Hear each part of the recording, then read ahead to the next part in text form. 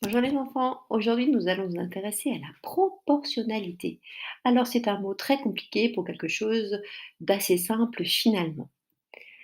La proportionnalité c'est quoi? Nous allons essayer de comprendre ça à travers un tableau. Voici un tableau qui nous indique la quantité d'eau qu'il y a dans des seaux. Donc dans un seau il y a 6 litres, dans deux seaux 12 litres, 3 seaux 18 litres, 4 seaux 24 litres, etc. Mais tu as bien compris comment ça fonctionne.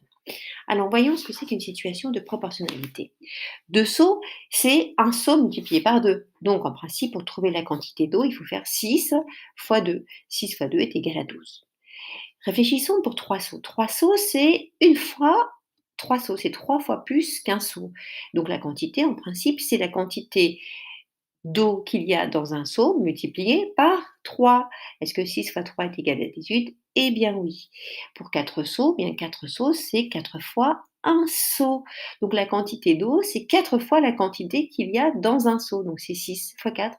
6 fois 4 égale à 24. Et oui, ça marche. À toi de trouver. Combien y a-t-il d'eau dans 5 seaux? Bien, 5 seaux, c'est un seau fois 5. Donc la quantité d'eau, c'est 6 fois 5. 6 fois 5 égale à 30. Et pour 6 seaux? Hmm, Tu as trouvé? Eh bien, 6 seaux, c'est un fois 6, donc 6 fois 6 égale 36. Et bien voilà, c'est ça une situation de proportionnalité. C'est quand on arrive à trouver des calculs qui fonctionnent toujours pour nous donner la réponse. Mais ce n'est pas tout. Essayons d'aller un petit peu plus loin. Voilà, toujours le même tableau. Est-ce que tu arrives à trouver une relation entre cette première ligne et cette deuxième ligne?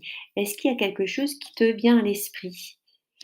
Eh bien, moi, je vois que 1 fois 6 est égal à 6, 2 fois 6 est égal à 12, 3 fois 6 est égal à 18, je peux continuer, 4 fois 6 est égal à 24, 5 fois 6 est égal à 30 et 6 fois 6 égale à 36. Eh bien, là, nous venons de trouver ce qu'on appelle le coefficient de proportionnalité.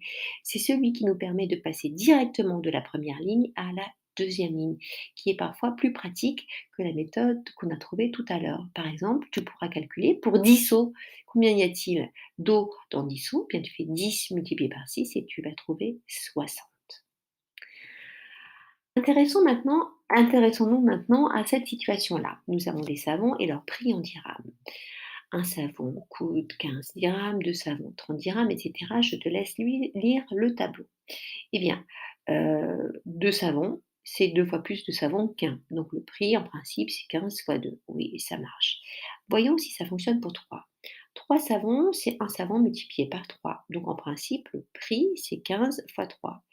Mais là, je vois que 15 fois 3, ce n'est pas égal à 30. Non, 15 fois 3, c'est égal à 45. Donc ici, ça ne fonctionne pas.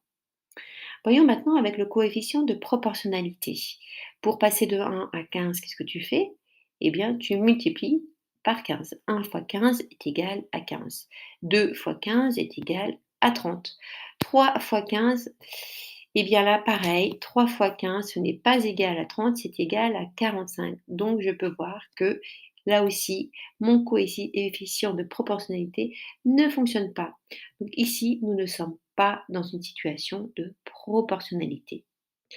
Alors, je récapitule. Qu'est-ce que tu as appris aujourd'hui? Tu as appris qu'une situation de proportionnalité te permettait de trouver toujours le résultat avec un coefficient de proportionnalité, mais aussi avec des calculs de colonne à colonne. Et tu vois bien qu'avec ces savons, ce n'est pas toujours le cas.